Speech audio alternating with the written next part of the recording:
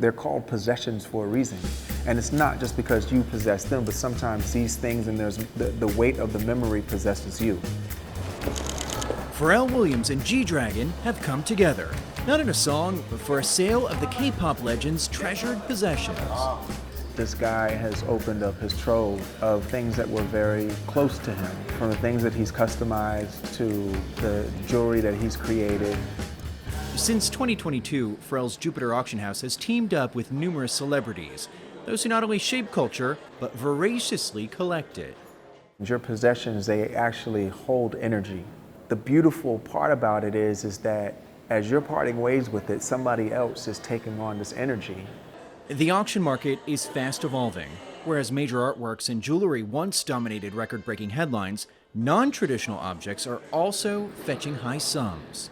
What we consider collectible and who we consider a collector has completely shifted and changed. The average collector now are into designer sneakers, they're into collectibles, they're into a whole lot of things that they probably wouldn't have been into in the 90s.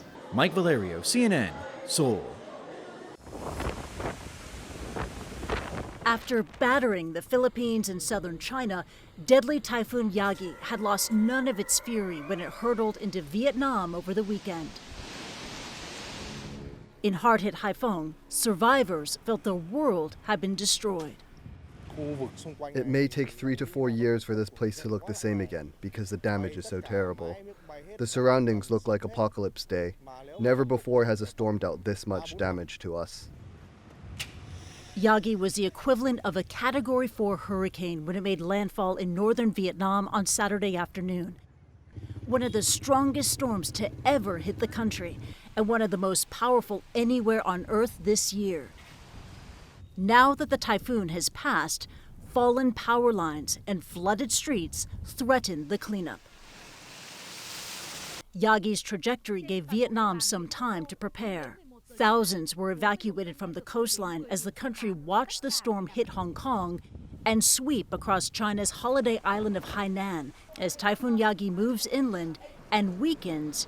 Its trail of destruction remains across these parts of Southeast Asia. Christy Lustout, CNN, Hong Kong. And unfortunately, already about 20,000 acres of the national forest here in San Bernardino look like what you see here behind me. It's all gone.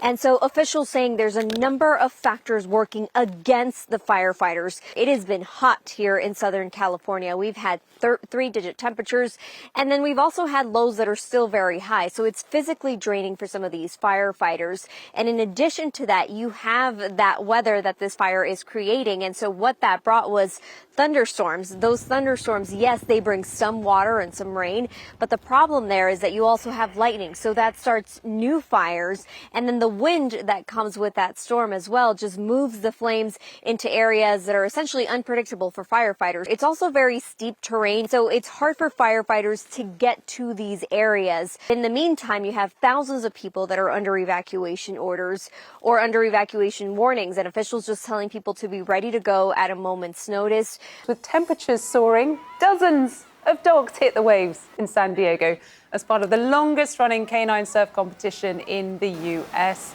The Helen Woodward Animal Center hosted its annual dog surfathon on Sunday.